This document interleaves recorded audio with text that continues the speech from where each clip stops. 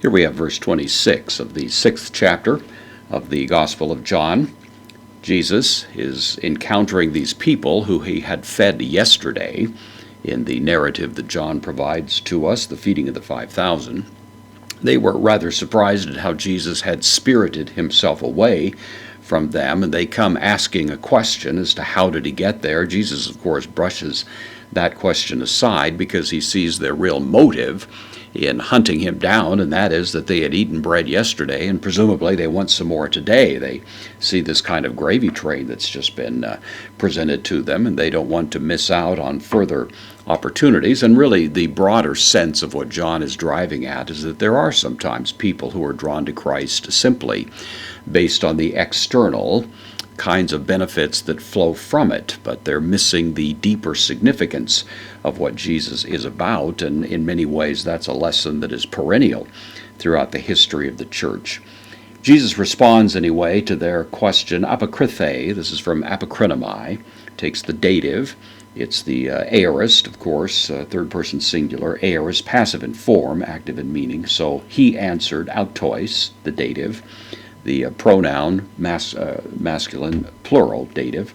So Jesus, the subject, answered them, kai, apen, and said from lego, second aorist, third person singular, aorist, active, indicative, and then this very weighty preface to his comment, amen, amen. This, of course, is the kind of thing that will be used by Jesus in order to really attach a great deal of significance to what he's about to say, although anything Jesus ever said was, of course, by the nature of the case, significant.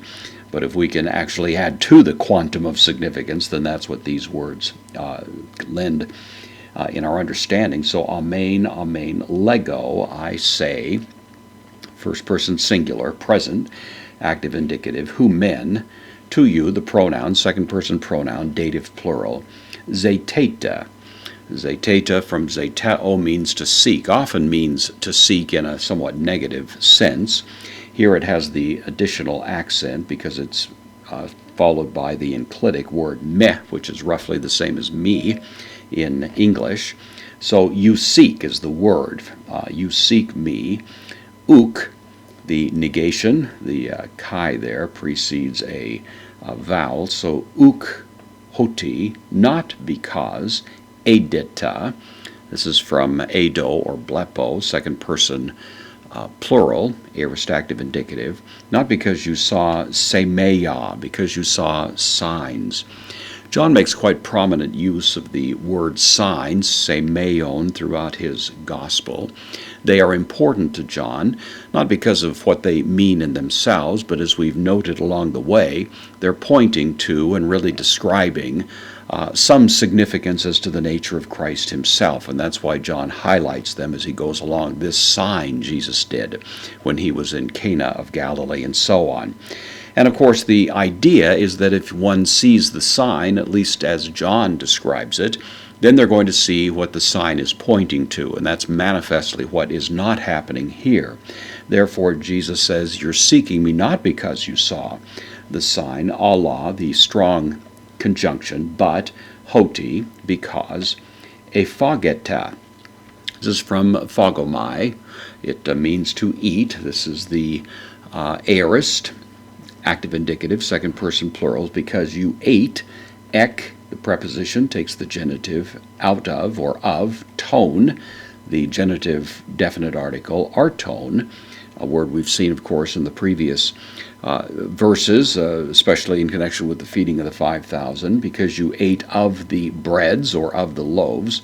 Kai, this is ekortastheta, from kortazo, means to fill up, to fill something up, and it can mean, in that connection, to be satisfied. This is the second person plural, aorist passive indicative, because you were filled.